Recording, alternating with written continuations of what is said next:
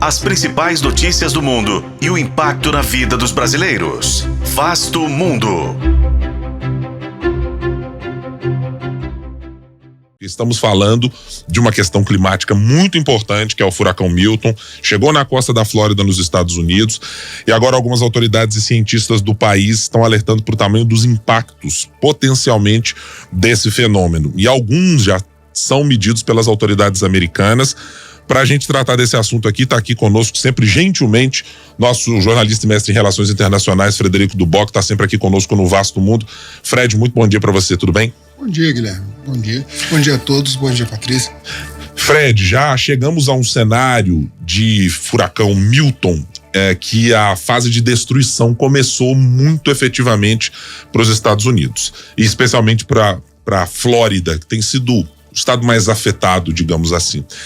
Qual é o tamanho desse problema que está colocado por lá até agora, Fred? Olha, os primeiros relatos foi que ele chegou ontem na região de Siesta Key, que é a mais ou menos 112 quilômetros de Tampa, que é uma cidade mais populosa. Isso daí já é uma vantagem para o estado da Flórida.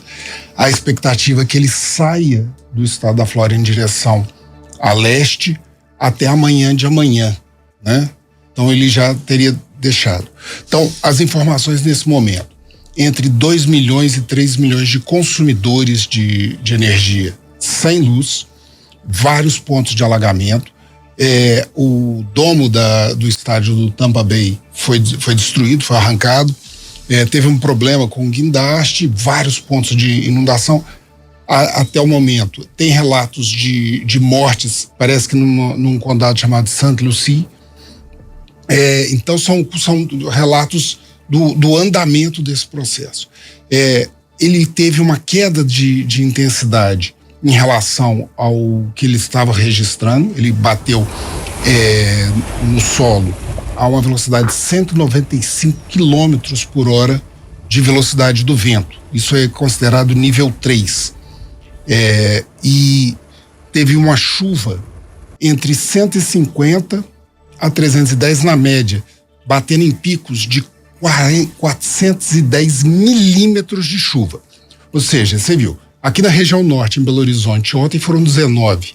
A chuva mais grave que a gente teve aqui foi em janeiro de 2020. Foram 175 milímetros de chuva e destruiu a Rua Marília de Dirceu. Então você já tem uma dimensão de 195 quilômetros por hora de vento. E para termos de comparação, você lembra da chuva no início desse ano, sim, né? Aquela ventania. Sim. Aquilo, aqui em Belo Horizonte, foram 104 quilômetros por hora. Ou seja, perdendo a intensidade, ela chegou com o dobro da velocidade do vento que causou aquele assombro para a gente aqui em Belo Horizonte. Então, é uma questão muito intensa, né? O furacão Milton, ele chamou muita atenção para uma questão que é a seguinte: você tem uma escala que vai de 0 a 5 na velocidade do furacão. A velocidade, o nível de 5, ele está acima de 250 km por hora. Ele, em menos de 10 horas, ele passou do nível 1 para o nível 5 quando ele estava saindo da Baía de Campeche, no México, certo? Então, ele assustou tremendamente a capacidade que ele poderia, e ninguém sabia a quanto ele ia perder essa intensidade no momento que ele chegasse. Esperava-se que ele fosse perder uma certa intensidade, mas como ele subiu muito rapidamente, então a gente não tem muita informação, a gente não sabia como que isso ia repercutir. As explicações para esse fenômeno estão relacionadas ao aquecimento do Oceano Pacífico, e o do Oceano Atlântico especificamente, porque ele teve origem ali na região do Golfo do México, Oceano Atlântico, que para se formar um furacão, né, você precisa de 2 componentes. Primeiro, uma zona de baixa pressão e, segundo, você precisa de uma temperatura no mar em torno de 26 graus Celsius. Na região em que ele se formou, a temperatura medida segundo os observatórios da região estava a 35 graus. Nossa. Né? Imagina, assim, para pensar você que usa 100 graus Celsius para aquecer uma vasilhinha de água para fazer café de manhã cedo, né? Agora, isso daí demanda um consumo de gás em alguns minutos. Imagina o quanto que custa de calor, de intensidade de aquecimento para você aquecer a quantidade de água de uma baía do tamanho da Baía do México, né? Do Golfo do México, Baía de Campeche, por dentro. E esse aquecimento já havia sido registrado no ano passado com o fenômeno do El Niño, que havia feito a variação. Por isso que eu tinha falado do Pacífico. Houve variação de temperatura, tanto no Pacífico quanto no Oceano Atlântico. E esse fenômeno continuou se prorrogando até esse momento. E é sempre curioso, Fred, a gente notar que os Estados Unidos têm um grau de preparação para esse tipo de evento climático que eu acho que dá para chega a ser rotineiro nos Estados Unidos e tem se avolumado em algumas ocasiões que a gente tem visto dos tempos para cá.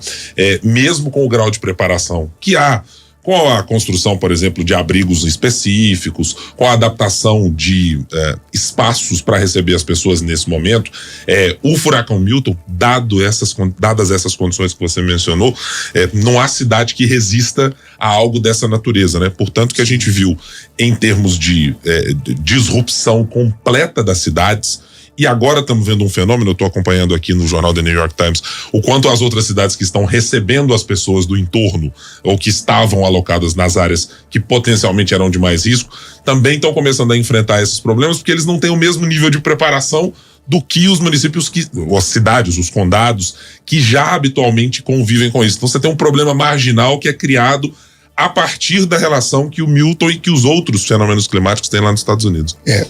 Isso daí são dois fatores. Primeiro, você falou, recorrente realmente. Nós estamos na temporada dos furacões na costa dos Estados Unidos, né? Há poucos dias atrás, houve o fato do furacão Helene, que atingiu parte da Flórida, mas foi mais intenso na Carolina do Norte e na Geórgia, né? Nós tivemos mais 3 furacões nesse intervalo entre o Helene e o Milton. 2 ainda estão atuando, mas indo para outras direções e com menor intensidade, que é o Kirk e o Leslie, né? Então, ele teve essa movimentação. A Flórida chegou a ser atingida no Helene. O Helene, ele causou 260 mortes.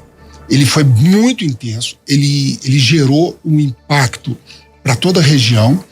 E tem mais um segundo ponto para que você foi falar dessas cidades no entorno que estão sendo impactadas. O que acontece é que o furacão nunca vem sozinho. O furacão é um fenômeno que começa no mar e ele acarreta na parte frontal e algumas vezes nas laterais o fenômeno do tornado, que é aquele jato de ar rotatório que normalmente chega a encostar no solo.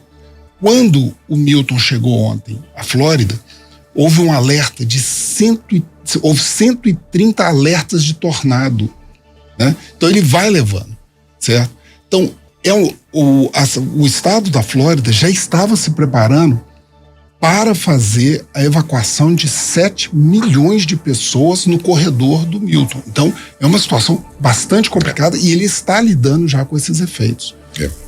Muito problemático, e a gente vai continuar atualizando os nossos ouvintes com o que acontece ainda por lá e o rastro, infelizmente, de destruição que o furacão Milton tem deixado. Fred, a qualquer momento a gente chama você de volta aqui para nos atualizar também. Obrigado pela participação aqui um pouquinho mais cedo no nosso Tempo News primeira edição. Ok, eu agradeço e um bom dia a todos.